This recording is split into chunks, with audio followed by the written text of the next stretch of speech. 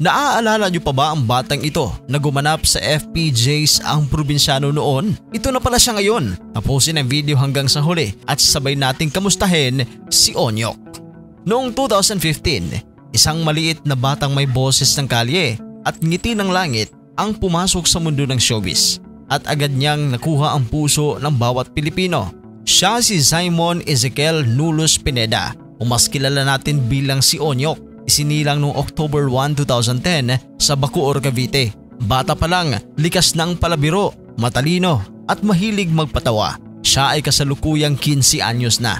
Taong 2014 nang una siyang makilala sa It's Showtime bilang Minimi ni Bamboo. Pero ang tunay na pagsabog ng kanyang bituin ay dumating noong naging bahagi siya ng FPJs ang probinsyano. Siya ay anak-anakan ni Cardo Dalisay o Coco Martin. Si Onyok ang naging comic relief at emosyonal na puso ng palabas. Hindi lang mga bata ang humanga sa kanya, pati matanda, natuwa sa kanyang katapangan, palabiro at likas na karisma. Sino nga ba naman ang makakalimot sa linyang ito? Ay nako! Sa murang edad, bumuhos ang mga parangal sa kanya. Kinilala siya bilang Most Popular Child Performer, Best New Male TV Personality at marami pang iba. Isa si Onyok sa pinakatanyag na batang artista ng kanyang henerasyon. Napasama rin siya sa mga pelikula kasama na ang malalaking artista katulad ng The Super Parental Guardians ni Vice Ganda at Ang Panday ni Coco Martin. Ngunit hindi lang sa showbiz na mayagpag si Onyok. Noong 2023, nagtapos siya ng elementarya na may karangalang natanggap. Isa siyang honor student, consistent sa academic awards tulad ng Academic Excellence at Perfect Attendance. Ika nga ng mga malalapit sa kanya, hindi lang siya artista, isa rin siyang matalinong bata na masipag at masunurin. Ayon nga kay Aura Bragela na nakasama niya noon sa ang probinsyano, si Onyok ay laging may dalang libro kahit doon sa set at makikita siya palagi na nagsastudy.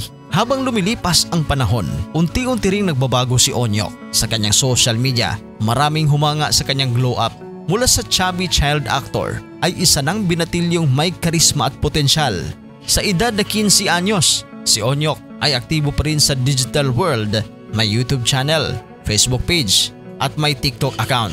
Marami nga nagsasabing maaari siyang bumalik sa showbiz anumang oras kung gugustuhin niya. Mula sa mga screen ng ating mga telebisyon hanggang sa graduation stage ng kanyang paaralan, pinatunayan ni Onyok na kaya ng batang may pangarap na makamit ang tagumpay, hindi lang sa spotlight kundi pati na rin sa tunay na buhay.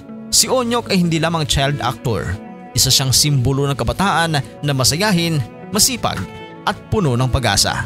Para sa inyong reaksyon, mag-comment lang sa baba at mag-subscribe na rin sa ating channel para mas marami pa kayong mapapanood na video kagaya nito.